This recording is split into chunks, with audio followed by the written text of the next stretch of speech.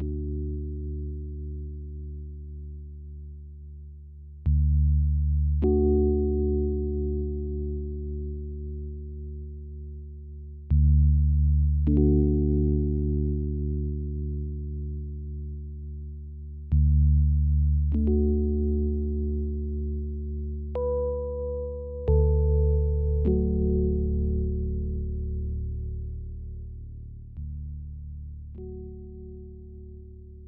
name is Tracy, and I lost my boyfriend last August to suicide. It's been over a little over a year now.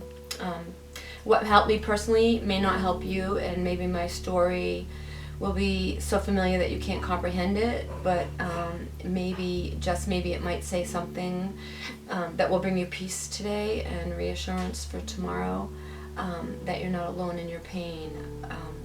It might give you hope as well. And it will be better. I met him on a dating website, to tell you the truth. Yeah, it was off and on in the beginning, and then he lived in New Hampshire at the time, and I lived here, and so we saw each other as much as we could, and we always missed each other because we didn't get to see each other all the time, but it was wonderful. Yeah, some of the things that we did together, a lot of outdoor stuff, riding bikes on the trails and going kayaking. Yeah, so what I loved about David was his outdoorsiness and his sportsman-like and his rigorous desire for exercise. He was a gym teacher and a baseball coach, and he played softball with the guys on 4 different teams, and so he was always health conscious and just really cared about people.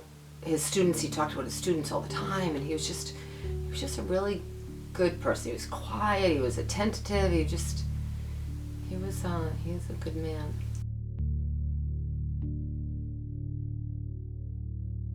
When I went up there that following Wednesday, that's when I found him, and I think the unfortunate piece for me was that I found out he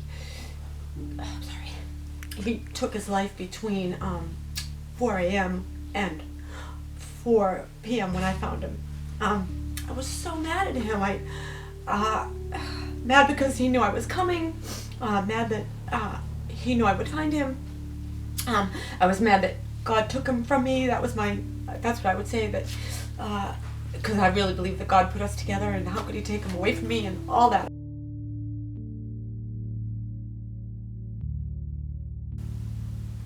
So just thinking about all the things that we did together, and I'll be able to do those things again. It will be different. It will be different, and he'll always be in my heart. But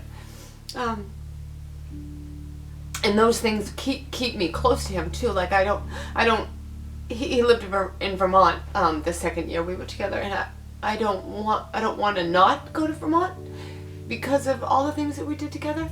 I want to be able to continue my journey with him in my heart and in my memories, so I continue to go to Vermont. And whenever we would go anywhere near water, we would make those rock sculptures that you put rocks on top of each other. They're called cairns, and I have some in my yard from rocks that him and I went to the beach in Rhode Island, and I put the rocks in my beach bag. I made one, and then I put the rocks in my beach bag, and when we were ready to leave, he always would carry the bags, and I'd carry the cooler. And so anyway, he picked up the bag, and it was so heavy. He looked at me and he's like, "Really?"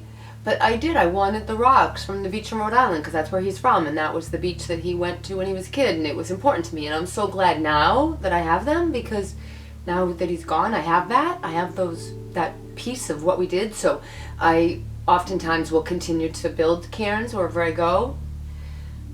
I've been making quilts for, gosh, I don't even know, 20 years for different people, for just for the fun of it, or to hold a memory, because it just brings it all home. It brings that person's life in your hands for you to hold and snuggle and feel connected to them, and have that memory of who they are right here. Like, this was his shirt, this was his these were his shorts and this was his whatever, and now you get to have that and you get to wrap yourself in it and feel their presence with you in any moment. There's no words can explain. It's surreal. I made 3 quilts for David's family. I made one for his brother, and one for his sister, and one for his parents. My Nana was really hip back in the day, and when she passed away, she gave me a skirt. It was so I made a pillow. So now I have a pillow on my bed from my Nana's skirt, which I love. Another pillow I made was from ties. So if all you have is, a few ties, you can have a pillow for your bed or for your couch. Another thing I did with ties, I made one for my aunt because my uncle passed away, and he was a businessman, and the ties meant so much to her because that was his fashion, that was his personality. His ties were his personality. So I went out and found more ties so that I could have one to show people what it could look like.